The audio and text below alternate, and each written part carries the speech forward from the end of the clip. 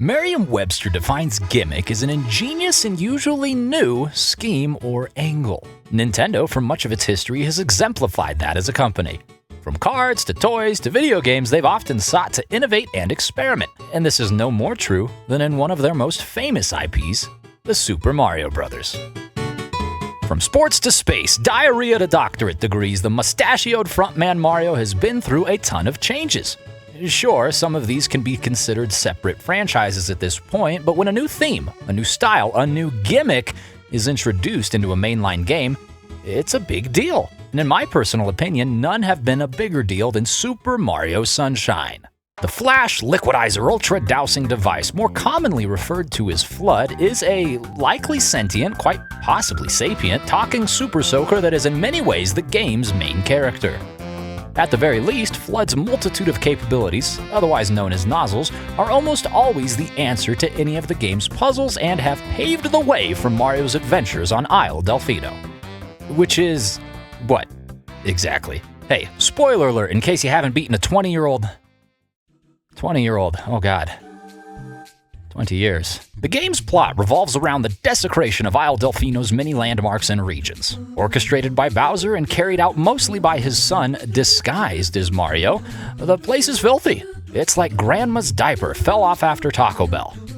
Fire sauce is everywhere.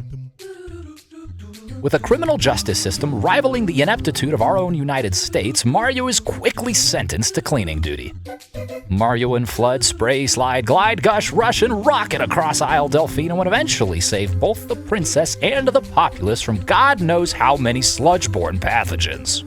That's not to say that FLUDD is the end-all be-all to the game in its entirety. There are several secret stages scattered throughout the world that strip you from your hydrophilic homie and force you to do some dehydrated platforming. As frustrating as some of these are, they're a welcome breakup in the gameplay and an extraordinarily memorable part of the experience. For better or worse. Ultimately, the game was largely received well, and despite a reasonable amount of criticism, it made its way up Metacritic's top 10 Mario games chart, where it sits comfortably to this day. But I don't sit comfortably. I twitch and fidget like a chihuahua with a caffeine addiction because I want more. More FLUDD, more secret levels, more sunshine. There's a certain joy to be found in spraying your enemies with a pressurized liquid that I haven't felt since. Nothing beats force-feeding a piranha plant until its stomach lining ruptures, or spraying the teeth out of this demon's face. And the music! I mean, come on! That's a certified jiggy-wiggy-diggy.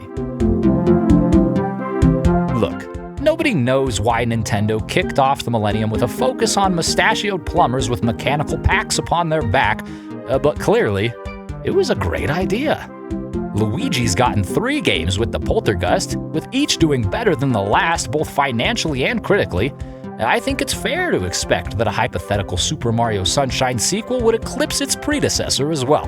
Really, I could go on and on. But the point is, Super Mario Sunshine was one of the best games on the Nintendo GameCube, one of the best Mario games in general, and much like Super Mario Odyssey, it deserves a sequel.